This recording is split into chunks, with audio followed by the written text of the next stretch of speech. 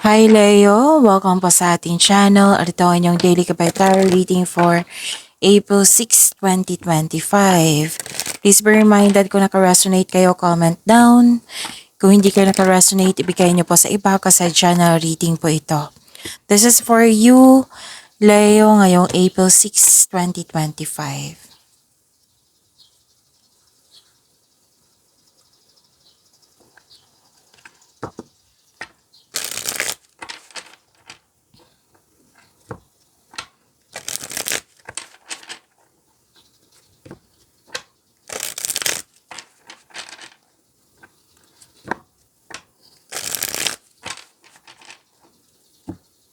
Para po ito sa inyo, Leo, ngayong April 6, 2025.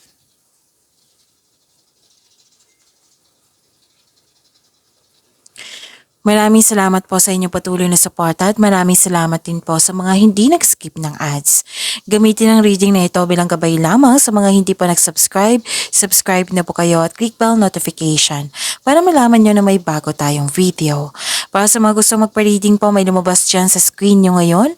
Panoorin nyo po at sundin ng instruction.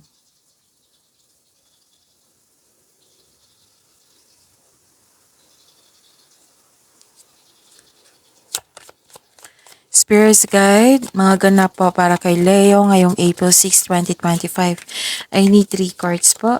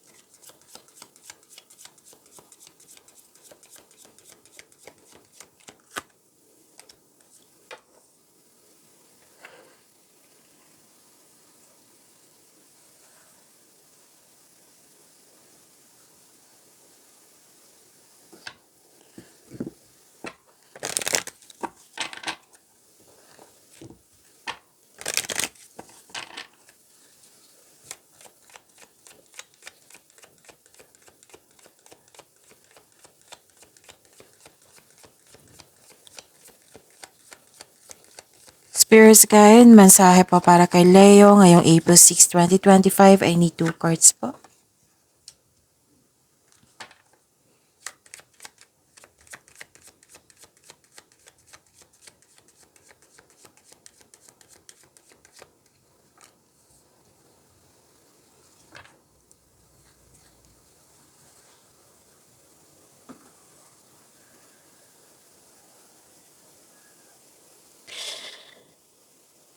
Ngayong April 6, 2025 para po kay Leo, may lalaki dito na malaki ang influence niya sa araw na ito. At mag-ingat kayo kasi may tuso, mandaraya, sinungaling, pwedeng rivalry ito, competition, pwedeng may temptation, pwedeng may tuto sa inyong desisyon or tungkol ito sa third party, or may mapanilang na tao. Okay? At may nakita ko ditong biglaang pagbabago or may concern kayo sa isang tao na mataas ang ego, mahirap kausap. Pwedeng may ganap na separation or isolation. Okay? Pwede din na may inasikaso kayo sa malaking building or nakaschedule na. Tapos, yun, may biglaang pagbabago dito. May concern kayo sa arrogante na tao.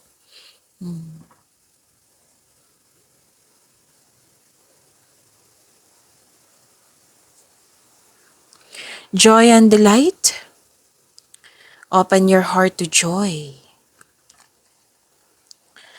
Fog in, go slow and take time. Do not rush, huwag magmadali, take your time.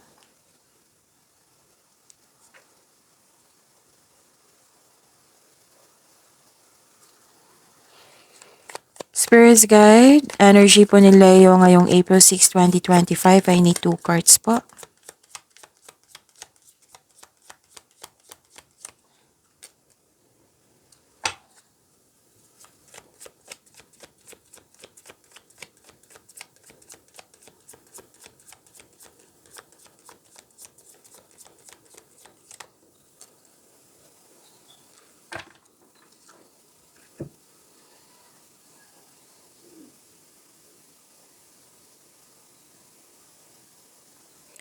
Kung may narinig kayo or may nakita kayong repeating message, meaning to say, pinupush ng course nyo yan kasi ang ilan sa inyo hindi pa binigyan ng atensyon. Like for example, nanood kayo ng April 5 ngayon and April 6 at the same time. So, may narinig kayo or may nakita kayong may napansin kayong repeating message. So, yan yung po ang ibig sabihin yan na pinupush ng cards nyo na kailangan yung bigyan ng atensyon na kung maaari po, bigyan nyo po ng solusyon at aksyon. Remember, Leo, at the end of the day, alam mo na ikaw lang taong may kakayahan at responsable na gumawa ng sarili mong katotohanan at kinabukasan. Leo, may good news tayo. May good news po kayo ngayon na sa mga nag-aabang sa love reading nyo, may timeless reading tayo, may long reading tayo na nakafocus sa inyo, Leo. So, after po ni Capricorn, after po ng 12 zodiac sign ngayon, after ma-upload ng 12 zodiac signs, kasunod kayo. Okay, Leo? So, i-click nyo po yung video na yon. Tapos, i-click nyo po yung subscribe sa Love Job channel. So, that is our second channel. Pero, ipapost ko dito sa ating channel na Job Tarot PH. I-click nyo po yung video, subscribe, and i-click nyo po yung bell notification para alam nyo na may bago kayong video. Ipaprompt kayo niyan na may bago kayong video. Lalabas yan sa notification nyo. So, mamaya, it might be from 1 p.m. to 9 p.m.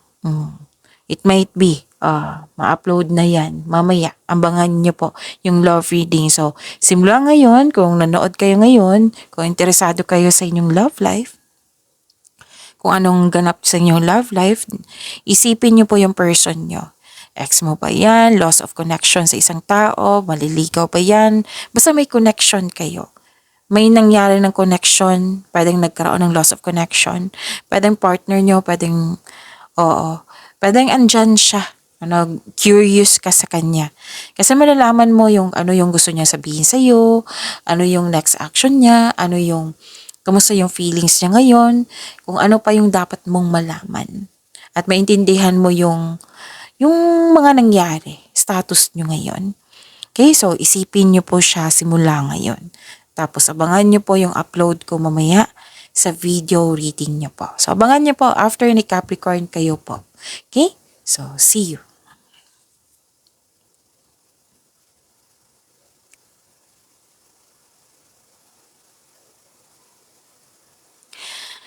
Energy nyo po, nakita ko dito na nagkaroon ng gusto nyo mag-give up.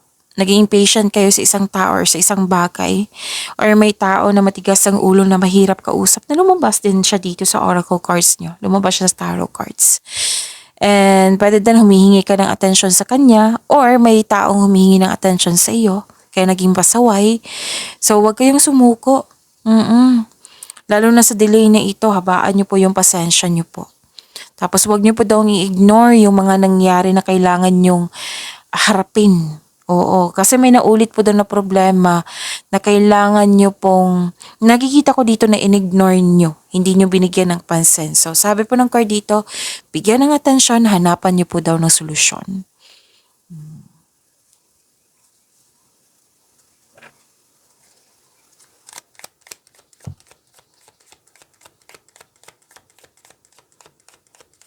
Career and money po ni Leo ngayong April 6, 2025.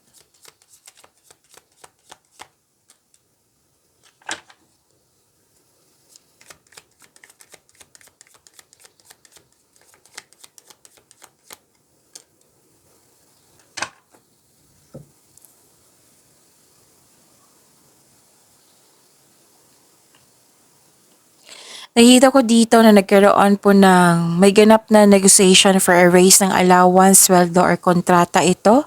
Magkakaroon siya ng successful agreement. Wow! Claim nyo po. And challenges may arise in your career and money. Please know na this is only temporary. Kailangan mo lang mag-move forward, go slow, take time.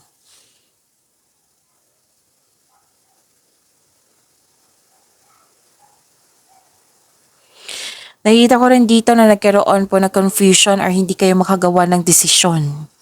Mas pinapaniwalaan mo daw ang mga ibang bagay na hindi naman totoo. So, fact check kayo muna. Tapos, may nakita ko dito mataas ang pride or mataas ang ego. Lumabas siya sa oracle cards nyo. At dito rin sa inyong career and money na mahirap kausap. Hindi daw nakikinig sa'yo. Kailangan nyo mag-usap po para ma-clear nyo, para magkasundo kayo. Gawa kayo ng adjustment kung pwede po.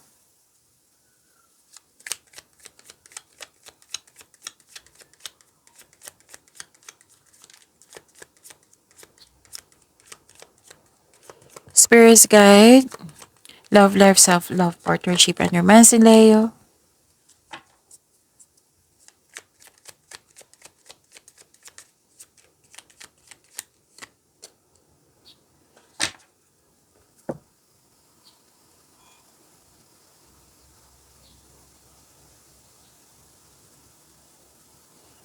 Oh, this is good kasi may healing.